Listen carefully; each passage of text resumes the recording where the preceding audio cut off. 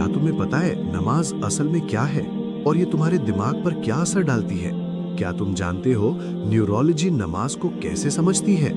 रुको, नमाज को सिर्फ फर्ज समझना बंद करो, क्योंकि ये तुम्हारे ब्रेन का रीसेट सिस्टम है।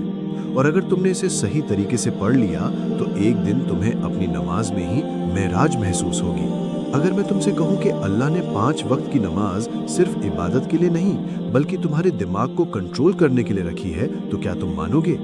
ये कोई गैस नहीं है, ये न्यूरोलॉजी है। सुबह फज्र के वक्त तुम्हारा दिमाग थीटा और अल्फा वेव्स में होता है।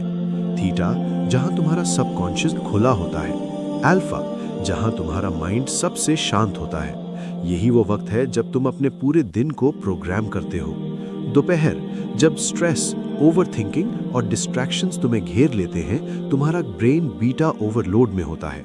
और उसी वक्त ज़ोहर आती है, एक पॉज, एक रीसेट, जैसे अल्लाह कह रहे हो बस अब लौट आओ। शाम, असर, ये वो समय है जब इंसान सबसे ज्यादा मेंटली वीक होता है। गलत डिसीजंस, इमोशनल ब्रेकडाउन्स, लेकिन असर तुम्हें संभालती है, तुम्हें गिरने से बचाती है।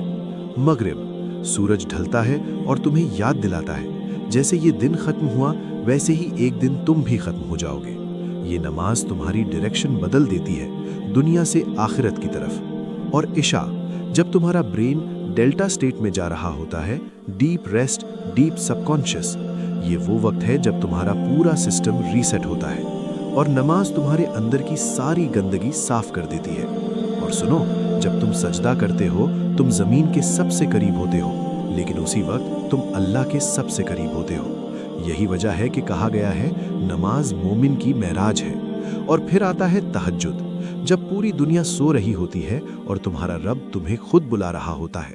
ये वो वक्त है जब दिमाग पूरी तरह शांत और रूह सबसे ज्यादा जागी होती है, जहां दुआ सीधे दिल से निकलकर अर्श तक पहुंचती है। इसरा और मेराज, मतलब हर नमाज में तुम्हारे पास मौका है ऊपर उठने का, खुद से भी ऊपर।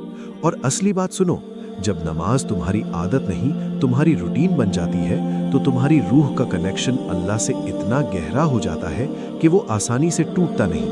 और अगर कभी कमजोर भी पड़े तो एक सजदा उसे फिर से जोड़ देता है।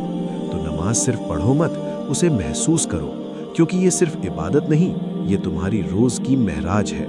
वीडियो अच्छी लगी हो तो लाइक करें और चैनल को सब्सक्राइब करें।